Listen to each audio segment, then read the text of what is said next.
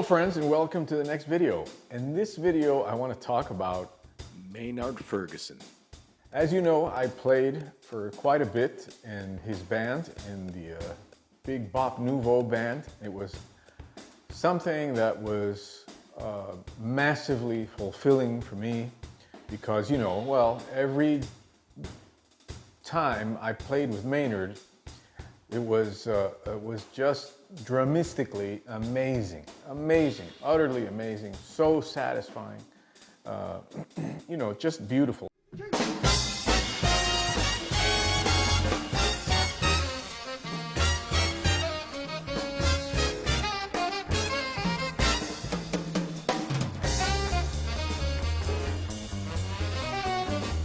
That drumming chair is one of the hottest drumming chairs in the world for a big band. I mean, I'm sure you know some fantastic drummers went through that band. I mean, you know, legends. And I'm so honored to have been a part of it. Maynard was a super nice guy. You know, he was the best band leader I've ever worked for, actually. The one thing he said I'll never forget is after the first week of the tour, he said to me, he pulled me over and he said, hey, Phil, come here a second, you know, and I'm like, oh, hey, Maynard, what's up? He goes, listen, now that the jitters are over, I want to just ask you for one thing. And this is the only thing he ever told me musically, right? I said, sure, Maynard, anything, sure. He says, I want you to play everything you know, especially behind my solos. And I was like, oh my God, wow, unbelievable. Such an incredible experience with Maynard. He was a beautiful cat that really, you know, let you have your spot.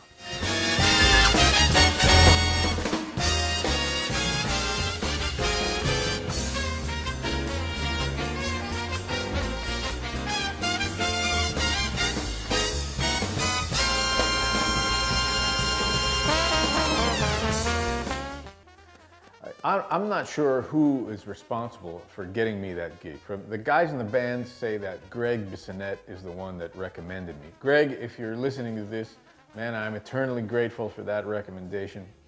And I'm not sure how it came about, but you know, Maynard's folks contacted me and they asked me to send some of my playing, and I sent a video that I had done at the time, actually Latin soloing for the drum set. I sent the concert footage that I had done for the DVD, and I guess Maynard loved it, and they sent me the book. The book was 200 charts.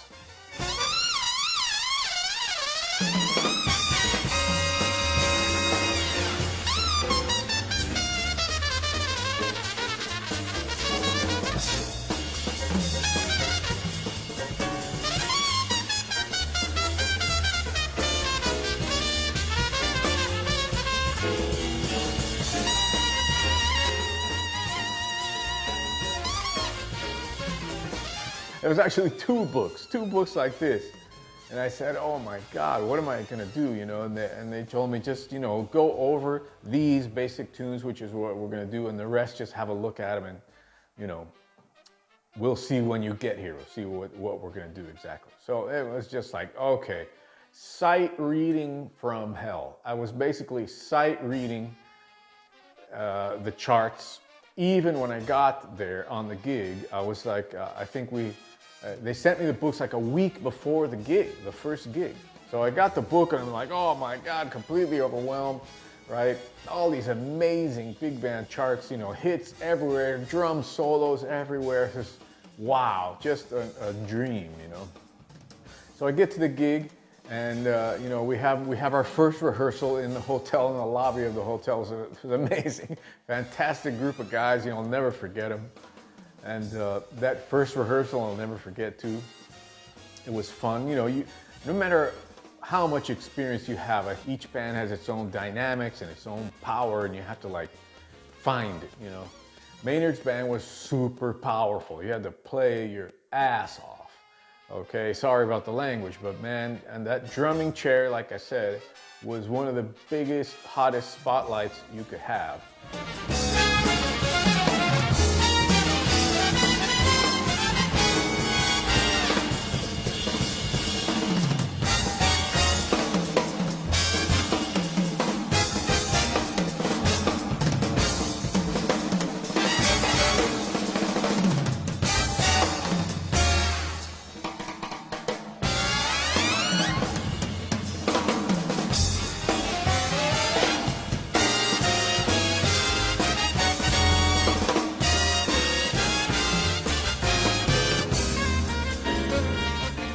So, you know, we get on the bus to go to the gig for the first gig, and the first gig was an outdoor a jazz festival, and then I look out in the audience, was like, I don't know, that's 5,000 people, you know, and I'm basically like sight reading the charts. And I was like, oh my God, what am I gonna do, you know, right? But I pulled it off, you know, somehow. I was basically like number 15, I put it up there. Oh my God, okay, boom. And that's how the first gig went. Amazing, right? Amazing. The next day it was, man, just on the bus and boom, boom, boom. That's how Maynard's gig was. You get on that bus, travel like mad to the next gig, hit, sometimes don't even stay at a hotel. Or stay at a hotel, you know, but just to take a shower or whatever, and then hit the bus again on to the next gig. Amazing, a brutal schedule, which really wore me out. Actually, it was pretty brutal.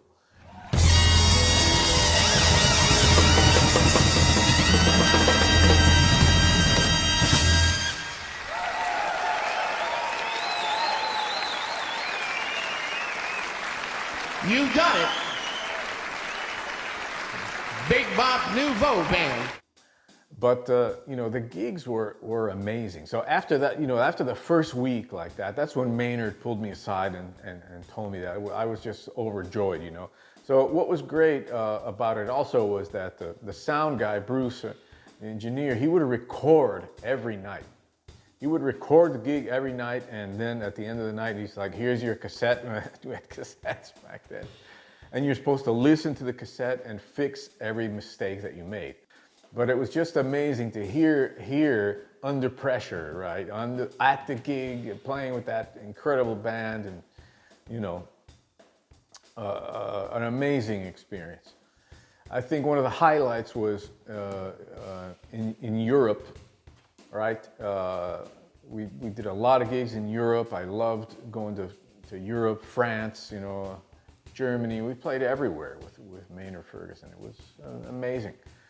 And well, what else can I say about it other than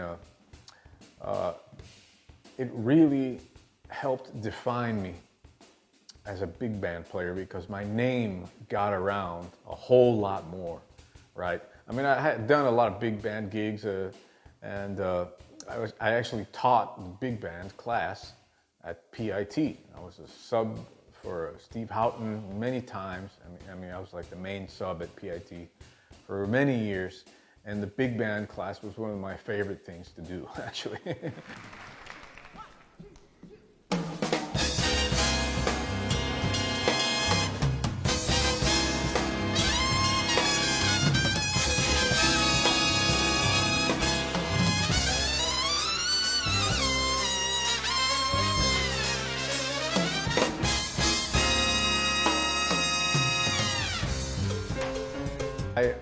After Maynard's gig, though, my name was really elevated in that sense, and I became kind of known for that.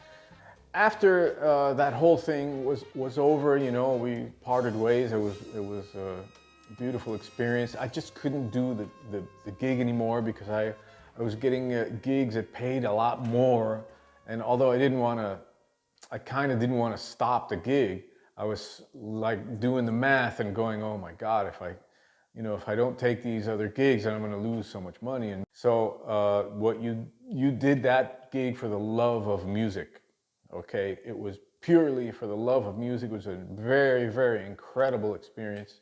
and the drumming was just off the hook. You know, you could just play your heart out, and that was one of the most satisfying things ever for me.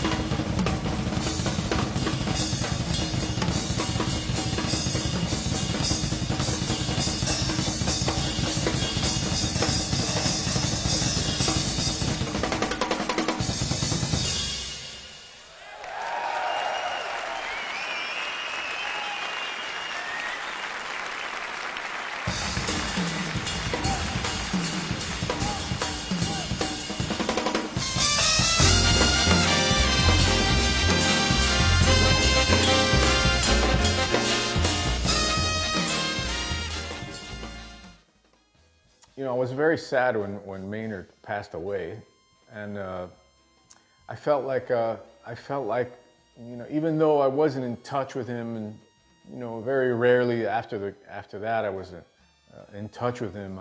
I was obviously in touch with the guys from the band and stuff like that, and all of us were very sad because we felt like something magical in our lives was really over this time, you know. And I know towards the end, you know, it's hard when you're a player like Maynard, because how do you keep those chops up when you get older, you know? It's almost impossible. I mean, yeah, he was playing a little less the high notes and everything, but he was so powerful. I mean, I remember actually, this is something important. After the first week on the gig, I remember getting dizzy. I was getting dizzy because Maynard was so powerful in the monitors. He was like blasting, right? So I could hear him over the big band. And after the first week, I was like, oh my God, man, I'm getting, you know, like dizzy because of the volume, the extreme volume of the band. I mean, obviously there was tons of dynamics, but you really had to play your ass off, man, and solo your ass off in front of, you know, thousands of people every night. I mean, that is definitely something. After that, I kind of got used to the vibe, and I started wearing earplugs, and things got better with my monitor. I was able to, you know, work better with Bruce, and he was arranging the sound for me a little bit more, and you know, but he was such a powerful player, man. I've never heard somebody push so much air through a horn like that. It was just astounding to me.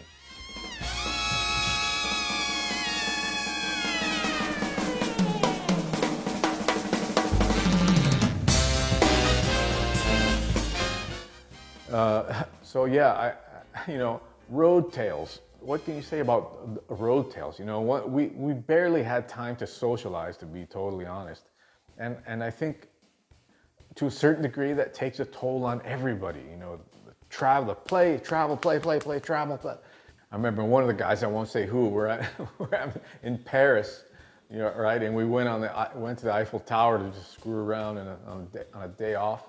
And we're up on the Eiffel Tower, and I'm messing around with him, you know, and I'm like pushing him, like, hey, man, we're up high. And it turns out he had a little bit stress with the heights, so he got really mad at me, man, and almost like punched me in the face. I was like, oh Jesus, I'm sorry, bro. Jesus, man, what the, you know, how should I know? Anyway, we made up, and it was all good. But you know, there's many tales like that, many tales I can't say in public, you know, because it's just, we're musicians, you know, and we're on the road, and and things get crazy on an interpersonal level, and we had a lot of fun on the days off and, you know, the adventures. Well, you can maybe tell by my face, I'm recalling things that were just, you know, really, really fun. But yeah, that was my main experience with Maynard that I wanted to get across to everybody.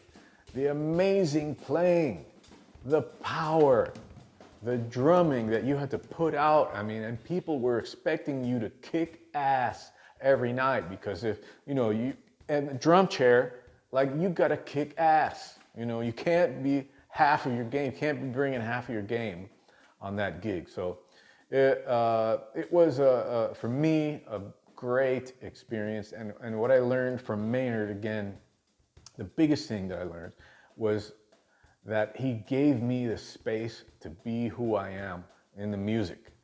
You know, by telling me that after the first week, you know, like I said, he said, I want you to play everything you know, especially behind me. He loves the interaction, like heavy interaction with drums. So if you go on YouTube and find, you know, there's plenty of videos of me doing the gig with Maynard, you'll see that behind his solos, I'm really pushing and trying to get a lot of interaction happening with him, which is not so common, you know, in the world.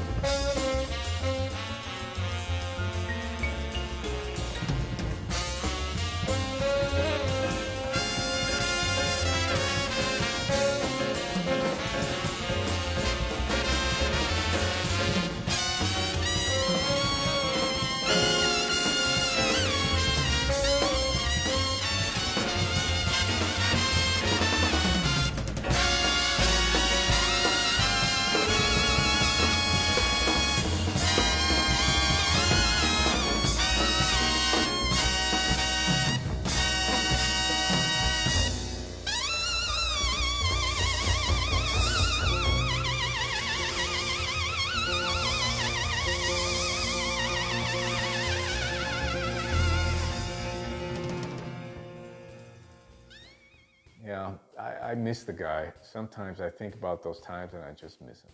I miss the playing in the band and everything. That's the way it goes. So anyway, I hope you enjoyed the stories.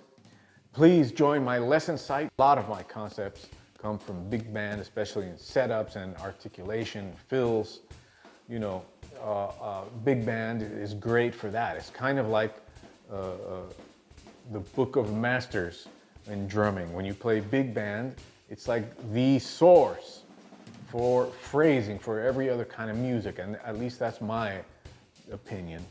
You know, if you can play big band, you have something so beautiful under your belt and in your hands. It's amazing for drumming. Anyway, check out my lesson site. Only $150 gets you in the full year program with full support from me. I hope to see you there. Peace out.